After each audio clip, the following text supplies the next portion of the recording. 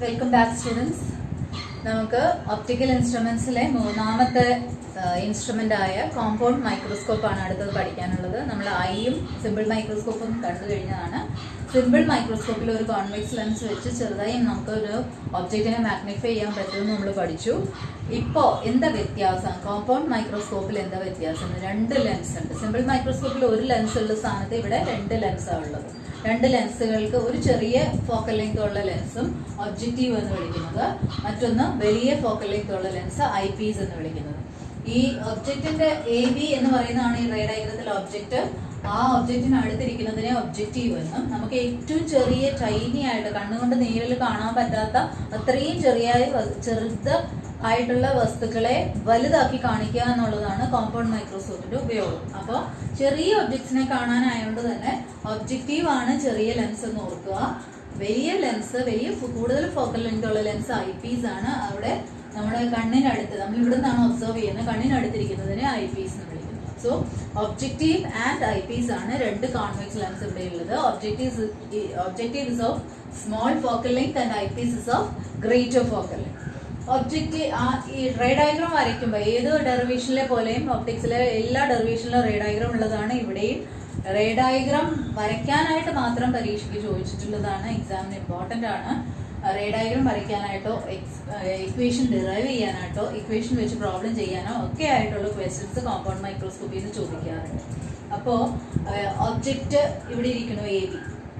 നമ്മൾ ray diagram വരയ്ക്കുമ്പോൾ എപ്പോഴും പ്രിൻസിപ്പൽ ആക്സിസ് വരച്ചിട്ട് രണ്ട് ലെൻസും ആദ്യം അങ്ങ് വരച്ചു വെക്കുന്ന ഒരു ടെൻഡൻസി ഉണ്ട് നമുക്ക് എല്ലാവർക്കും. പക്ഷെ അത് ശരിയല്ല എന്ന് വെച്ചാൽ നമ്മൾ അങ്ങനെ വെച്ചു കഴിഞ്ഞാൽ ഫൈനൽ ഇമേജ് എവിടെ കിട്ടും നമുക്കൊരു ഐഡിയ ഉണ്ടാക്കാൻ പറ്റില്ല. അപ്പൊ നമ്മൾ വീണ്ടും റബ് ചെയ്യേണ്ടി വരും. അതുകൊണ്ട് എപ്പോഴും ഫസ്റ്റ് ലെൻസ് വരച്ച് അതിന്റെ ഒബ്ജക്റ്റ് പിന്നെ അതിന്റെ ഇമേജ് വരച്ചതിന് ശേഷം സെക്കൻഡ് ലെൻസ് വരയ്ക്കുന്നതായിരിക്കും എപ്പോഴും നല്ലതെന്ന് തോന്നുന്നു. അപ്പൊ ഈ ഒബ്ജക്റ്റീവ് ചെറിയ ലെൻസ് ആണ്. അതിന്റെ അടുത്ത് ഒബ്ജക്റ്റ് വെച്ചിട്ടുണ്ട്. ഒബ്ജക്റ്റീവിന്റെ ഫോക്കസ് ആയതുകൊണ്ടാണ് FO എന്ന് രണ്ടിടത്ത് ഡിനോട്ട് ചെയ്തത്. രണ്ട് സൈഡിലും FO ഡിനോട്ട് ചെയ്തിട്ടുണ്ട്. FOയ്ക്ക് തൊട്ടിപ്പുറത്തായിട്ട് ഒബ്ജക്റ്റിനെ വെച്ചിരിക്കുകയാണ്. ടൈനി ഒബ്ജക്റ്റ് ആണ് AB എന്ന് മാർക്ക് ചെയ്തിരിക്കുന്നു. ആസ് യൂഷ്വൽ നമ്മൾ എല്ലാ റേ ഡയഗ്രത്തിലും ചെയ്യുന്ന പോലെ രണ്ട് റേസ് ആണ് ഇവിടുന്ന് ഒബ്ജക്റ്റിൽ നിന്ന് വരച്ചെടുക്കുന്നത്. One passing through the optic centre without deviation passing through this, and another one parallel to principal axis after refraction passes through the focus. FO എന്ന് പറയുന്ന ഫോക്കസ് രണ്ട് സൈഡിലും മാർക്ക് ചെയ്തിട്ടുണ്ട്. അത് കൂട്ടിമുട്ടുന്ന പോയിന്റിൽ അതിന്റെ ഇമേജ് കിട്ടും. അതിനെ A', B' എന്ന് വിളിച്ചിരിക്കുന്നു. ആ ഇമേജ് ആണ് സെക്കൻഡ് ലെൻസ് ആയ ഐ പീസിന്റെ ഒബ്ജക്റ്റ് ആയിട്ട് ആക്ട് ചെയ്യുന്നത്. അതുകൊണ്ട് ആ ഇമേജിനെ കിട്ടിക്കഴിഞ്ഞാൽ കൂട്ടിമുട്ടുന്ന ഈ രണ്ട് റിഫ്രാക്റ്റഡ് റേസ് ജോയിൻ ചെയ്യുന്ന പോയിന്റിലാണ് നമുക്ക് A', B' കിട്ടുക. ആ ഇമേജ് മറ്റേ ആളുടെ ഒബ്ജക്റ്റായി ആക്ട് ചെയ്യുന്നത് കൊണ്ട് നമ്മൾ എന്ത് ചെയ്യണം? ആ ഇമേജ് കിട്ടിക്കഴിഞ്ഞാൽ അതിന് തൊട്ടടുത്തായിട്ട് നമ്മുടെ വലിയ ലെൻസിനെ ഐ പീസിനെ വരച്ചു വെക്കുക. ആ ഐ പീസിന്റെ ഫോക്കസ് എന്ന് പറയുന്നത് FE എന്ന് ഡിനോട്ട് ചെയ്തിരിക്കുന്ന പോയിന്റ് ആണ്. ഇവിടെയാണ് FE ഡിനോട്ട് ചെയ്തിരിക്കുന്നത്. ഇപ്പുറത്തും FE ഉണ്ട്. അതുവഴി എനിക്ക് റേസ് കടന്നു പോകും. അപ്പൊ FE ഇവിടെ ഉണ്ട്. ഇവിടെ A', B' എന്ന് പറയുന്ന ഒബ്ജക്റ്റീവിന്റെ ഇമേജ് ഐ പീസിന്റെ ഒബ്ജക്റ്റ് ആയിട്ട് ആക്ട് ചെയ്യാം. ഒബ്ജക്റ്റീവ് ഉണ്ടാക്കുന്ന image A', B' is acting as an object for eyepiece. ഈ ഐ പീസിനെ മാത്രം ഇനി കണ്ടു കഴിഞ്ഞാൽ, ഇതിപ്പം തൽക്കാലം നമ്മൾ മറക്കുകയാണെങ്കിൽ ഈ ഒരു പോർഷൻ മാത്രം നോക്കിയാൽ നമ്മുടെ സിമ്പിൾ മൈക്രോസ്കോപ്പിന്റെ ഫിഗർ പോലെ തന്നെയാണ് നമുക്ക് കാണുന്നത്. സിമ്പിൾ മൈക്രോസ്കോപ്പിന്റെ ഫിഗറിനെ തലതിരിച്ച് നോക്കിക്കഴിഞ്ഞാൽ ഇവിടെ കാണുന്ന അത് തന്നെയാണ്. നമ്മൾ ഒരു ഒബ്ജക്റ്റ് ഇവിടെ വെച്ച് കഴിഞ്ഞാൽ അതിന്റെ virtual erect and magnified image അതേ സൈഡിൽ കിട്ടുമെന്ന് നമ്മൾ സിമ്പിൾ മൈക്രോസ്കോപ്പിൽ പഠിച്ചു, മാഗ്നിഫൈങ് ക്ലാസ്സിൽ. അതേ സംഭവമാണ് ഇവിടെ വരുന്നത്. അപ്പൊ ഐ പീസ് എന്ന് പറയുന്ന ആ ഒരു ഒറ്റ ലെൻസ് ശരിക്കും നമ്മൾ സിമ്പിൾ മൈക്രോസ്കോപ്പിൽ പഠിച്ച അതേ ഡെറിവേഷന് വിധേയമാണ്. അല്ലെങ്കിൽ അതിന്റെ മാഗ്നിഫിക്കേഷൻ എന്ന് പറഞ്ഞാൽ ഐ പീസിന്റെ മാഗ്നിഫിക്കേഷൻ എന്ന് പറഞ്ഞാൽ സിമ്പിൾ മൈക്രോസ്കോപ്പിലെ അതേ എക്സ്പ്രഷൻ ആയിട്ട് നമുക്ക് എടുക്കാവുന്നതാണ്. ഓക്കെ, അപ്പൊ സിമ്പിൾ മൈക്രോസ്കോപ്പിലെ ഡെറിവേഷൻ ഡീറ്റെയിൽ ആയിട്ട് നമ്മൾ ചെയ്തതാണ്. ആംഗുലർ മാഗ്നിഫിക്കേഷൻ വേറെ കണ്ടുപിടിച്ചു, ലീനിയർ മാഗ്നിഫിക്കേഷൻ വേറെ കണ്ടുപിടിച്ചു. ഇത് രണ്ടും ഒന്നാണെന്ന് നമ്മൾ മനസ്സിലാക്കി. അതിന്റെ ഫലമായിട്ട് മൂന്ന് എക്സ്പ്രഷൻ, അതിൽ മെയിൻലി രണ്ട് എക്സ്പ്രഷനിലേക്ക് നമ്മൾ എത്തിച്ചേർന്നു. ഒന്ന് M = 1+D/F എന്നായിരുന്നു. പിന്നെ നമ്മൾ ആംഗുലർ മാഗ്നിഫിക്കേഷനിൽ ഡിറൈവ് ചെയ്തപ്പോൾ M = D/U എന്ന് കിട്ടി. ആ യുവിന് approximately equal to focal length എന്നുള്ളത് കൊടുത്തപ്പോൾ M = D/F എന്ന് കിട്ടി. ഓക്കെ.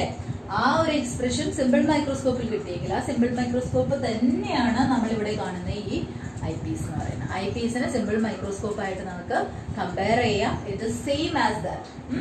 ഇനി എന്താ ചെയ്യേണ്ടത്? ഈ കോമ്പൗണ്ട് മൈക്രോസ്കോപ്പ് ഉണ്ടാക്കുന്ന ടോട്ടൽ മാഗ്നിഫൈങ് പവർ ആണല്ലോ നമുക്ക് വേണ്ടത്. സിമ്പിൾ മൈക്രോസ്കോപ്പിലെ ഡെറിവേഷനിൽ തന്നെ നമ്മൾ പറഞ്ഞു, magnifying power or angular magnification means what? It is A ratio between angle subtended by the image at the eye by angle subtended by the object at the eye when object lies at least distance of distinction. ഇവിടെ അവിടെ നിന്നുള്ള വ്യത്യാസം എന്ന് പറഞ്ഞാൽ അവിടെ ഓരോ ഒബ്ജക്റ്റും ഒരു ഇമേജും ഉണ്ടായിരുന്നുള്ളൂ സിമ്പിൾ മൈക്രോസ്കോപ്പിൽ. ഇവിടെ അതല്ല, ഇവിടെ ഓരോ ഒബ്ജക്റ്റും ഒരു ഫൈനൽ ഇമേജും ഉണ്ട്, ഒരു ഇന്റർമീഡിയറ്റ് ഇമേജും ഉണ്ട്. കാരണം ആദ്യത്തെ ലെൻസ് ഉണ്ടാക്കുന്ന ഇമേജിനെയാണ് രണ്ടാമത്തെ ലെൻസ് ഒബ്ജക്റ്റ് ആക്കി മാറ്റുന്നത്. എന്നിട്ട് നമ്മൾ കാണുന്നതോ ഈ ഫൈനൽ ഇമേജിനെ മാത്രം. അതെവിടെയാണ് ഉണ്ടാകുന്നത്? ലീസ്റ്റ് ഡിസ്റ്റൻസ് ഓഫ് ഡിസ്റ്റിങ്ക്വിഷനിലാണ് ഉണ്ടാകുന്നത്. ഇനി കുറച്ച് ടേംസ് ഇവിടെ നമുക്ക് ഫെമിലറൈസ് ചെയ്യണം. ഒബ്ജക്റ്റീവിന്റെ ഒബ്ജക്റ്റ് എന്ന് പറയുന്നത് എ ബി ആണ്. It is at a distance u o. O എന്ന സഫിക്സ് കാണിക്കുന്ന ഒബ്ജക്റ്റീവിനെ കാണിക്കുന്നതാണ്. യു ഒബ്ജക്ട് ഡിസ്റ്റൻസ് ആണ്. അത് ഒബ്ജക്റ്റീവിന്റെ ഒബ്ജക്ട് ഡിസ്റ്റൻസ് എന്ന് കാണിക്കാനാണ് യു ഒ എന്ന് കണ്ടിരിക്കുന്നത്. അതിന്റെ ഇമേജ് ഉണ്ടാകുന്നത് ഇവിടെയാണ്. അപ്പോൾ ഈ ഇമേജ് ഡിസ്റ്റൻസ് വി ഒ എന്ന് നമ്മൾ മാർക്ക് ചെയ്തിരിക്കുന്നത്. ഇനി എഫ് ഒ എന്ന് പറയുന്ന ഡിസ്റ്റൻസ് എന്താണെന്ന് നമുക്ക് അറിയാലോ, ഒബ്ജക്റ്റീവിന്റെ ഫോക്കൽ ലെങ്ത് ആണ്. ഈ ക്യാപിറ്റൽ എഫ് അതിന്റെ ഫോക്കസ് ആണ്. അവിടെ വരെയുള്ള അകലത്തെ ഫോക്കൽ ലെങ്ത് ആയിട്ട് മാർക്ക് ചെയ്തിട്ടുണ്ട്. ഇത്രയും ഡിസ്റ്റൻസ്. പിന്നെ ഒരു അഡീഷണൽ ഡിസ്റ്റൻസ് ഇവിടെ വന്നിരിക്കുന്നത് രണ്ട് ലെൻസുകൾ തമ്മിലുള്ള അകലമാണ്. ഒബ്ജക്റ്റീവും ഐ പീസും തമ്മിലുള്ള അകലം മിക്ക പ്രോബ്ലത്തിലും അതാണ് തരിക. അപ്പൊ ആ അകലം എൽ എന്ന ലെറ്റർ കൊണ്ടാണ് കാണിക്കുന്നത്. Distance between the lenses is denoted by the letter capital L. അത് മാർക്ക് ചെയ്തിട്ടുണ്ട്.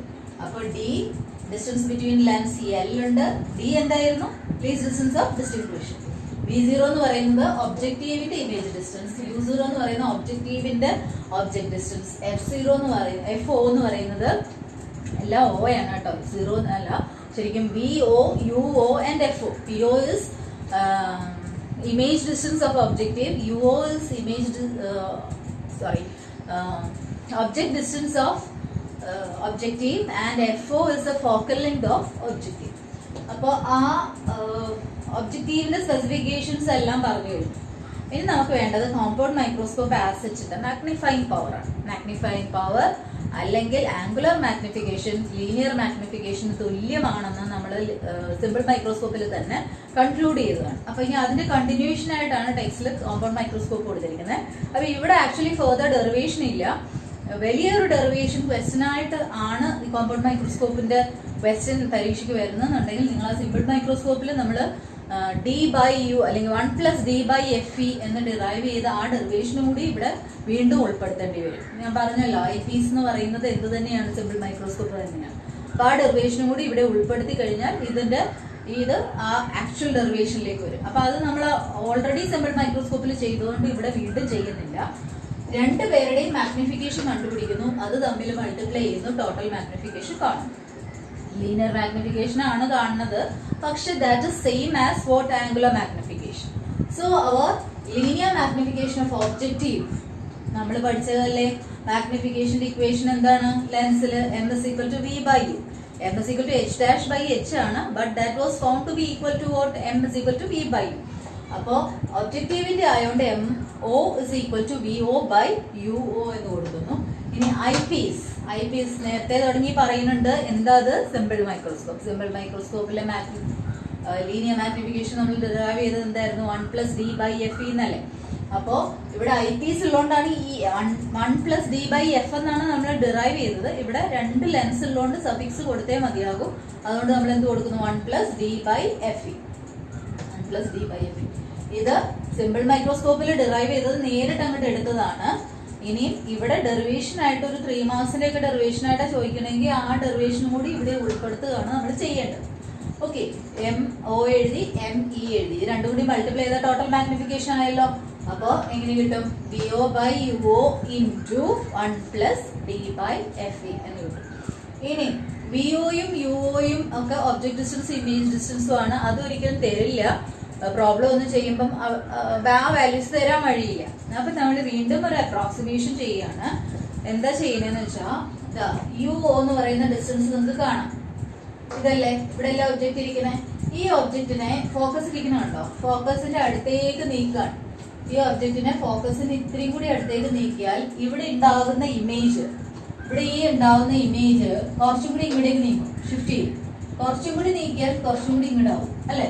അപ്പൊ ഫോക്കസിന് വളരെ അടുത്ത് കൊണ്ടുവന്ന് ഫോക്കസിൽ വെച്ച് കഴിഞ്ഞാൽ പ്രശ്നം ഇത് പാരലൽ റേസ് ആയിട്ട് പോകും, ഇമേജ് ഇൻഫിനിറ്റിയിൽ ഉണ്ടാവുള്ളൂ. അപ്പൊ ഫോക്കസിന് തൊട്ടിപ്പുറത്ത് കൊണ്ടുവെക്കണം, almost nearly equal to focus, not at focus but nearly equal to focus. അങ്ങനെ വരുന്ന സാഹചര്യത്തിൽ ഇതിനെ തൊട്ട് ഇതിന്റെ അവിടെ കൊണ്ട് വെച്ച് കഴിഞ്ഞാൽ ഇത് നീങ്ങി നീങ്ങി ഏകദേശം ഇവിടെ വരെ വരും എന്ന് പറഞ്ഞാൽ ഐ പീസിന്റെ വളരെ അടുത്ത് വരും എന്നർത്ഥം. അങ്ങനെ വന്നാൽ VO എന്ന് പറയുന്നത് നീങ്ങി നീങ്ങി വളരെ അടുത്ത് വന്നു കഴിഞ്ഞാൽ എന്തിനു തുല്യമാകും? Lന് തുല്യമാകും. അതിന്റെ അർത്ഥം when UO is very much equal to FO, VO will be very much equal to L. അതാണ് നമ്മൾ എടുക്കുന്ന approximation. When UO is approximately equal to FO, VO is approximately equal to L, and what the equation changes to be VOയ്ക്ക് പകരം L എന്നും VOയ്ക്ക് പകരം FO എന്ന് ഇട്ട് കഴിഞ്ഞാൽ നമുക്ക് ഫൈനൽ ഇക്വേഷൻ എങ്ങനെയാണ് കിട്ടുന്നത്? M is equal to L by FO into 1 plus D by FE, within bracket 1 plus D by FE. So this is the final equation of magnifying power for a compound microscope. So angular magnification or magnifying power of a compound microscope give the expression ആണ് പറയുന്നെങ്കിൽ just ഈ expression എഴുതിയാൽ മതി. What is it? M is equal to L by FO into 1 plus D by FE. Expression നന്നായിട്ട് by heart ചെയ്ത് വെക്കണം, കാരണം അടുത്തത് astronomical telescope ആണ്. ഇതിന്റെ എക്സ്പ്രഷനും ഫിഗറും റേ ഡയഗ്രം ഒക്കെ വളരെ സിമിലർ ആണ്. അപ്പൊ ഇത് മനസ്സിൽ ഉറപ്പിച്ചു വെച്ചില്ലെങ്കിൽ കൺഫ്യൂഷൻ ഉണ്ടാവും. സോ ഇതാണ് നമ്മൾ എഴുതേണ്ട ഫൈനൽ എക്സ്പ്രഷൻ, ഇതാണ് വരയ്ക്കേണ്ട റേ ഡയഗ്രം. ഇനി ഇവിടെയും ഉണ്ട് ഒരു അപ്രോക്സിമേറ്റഡ് കേസ്. അത് നേരത്തേത് തന്നെയാണ്. സിമ്പിൾ മൈക്രോസ്കോപ്പിൽ നമ്മൾ പഠിച്ചു 1 plus D by FE ആണ് മാഗ്നിഫൈയിങ് പവർ എങ്കിലും final images formed at infinity ആകുമ്പോൾ ഒരു കണ്ടീഷൻ കൊടുത്തിട്ട് നമ്മൾ എടുത്തു കഴിഞ്ഞപ്പോൾ എന്താ കിട്ടിയത്? M is equal to D by F എന്ന് കിട്ടി ഇല്ലേ? D by U എന്നുള്ളത് എന്തായി മാറി? D by F എന്നായി മാറി. അപ്പൊ 1 plus D by F എന്നുള്ളതിന് പകരം സിംപ്ലി വെറും D by F എന്നായിരുന്നു. അത് ഇവിടെ അപ്ലൈ ചെയ്താലോ? when final images formed at infinity എന്നൊരു കണ്ടീഷൻ വന്നാൽ ഈ 1 plus D by FE എന്നുള്ളത് മാറി 1 അങ്ങ് പോകും. പിന്നെ ബാക്കി എന്തുണ്ട്? L by FO into D by FE. അപ്പൊ 1 പോയി കഴിഞ്ഞാൽ ബാക്കിയുള്ളത് M is equal to L by FO into D by FE എന്ന് അപ്രോക്സിമേറ്റ് ചെയ്ത് വേണമെങ്കിൽ ചെറിയ ക്ലാസ്സിലൊക്കെ ഇക്വേഷൻസ് മാത്രം തരുമ്പോൾ ചിലപ്പോൾ ഇങ്ങനെ ഒരു ഇക്വേഷൻ ആയിരിക്കും തന്നിട്ടുണ്ടാവും. അത് അപ്രോക്സിമേറ്റഡ് ഇക്വേഷൻ ആണ്. M is equal to L by FO into D by FE. Actual derived equation എന്ന് പറയുന്നത് ഇത് തന്നെയാണ്. നമ്മളോട് കോമ്പൗണ്ട് മൈക്രോസ്കോപ്പിന്റെ മാഗ്നിഫൈയിങ് പവർ എക്സ്പ്രഷൻ ഡിറൈവ് ചെയ്യാനാ പറയുന്നെങ്കിൽ ഈ എക്സ്പ്രഷൻ എഴുതി നിർത്തിയാൽ മതിയാകും.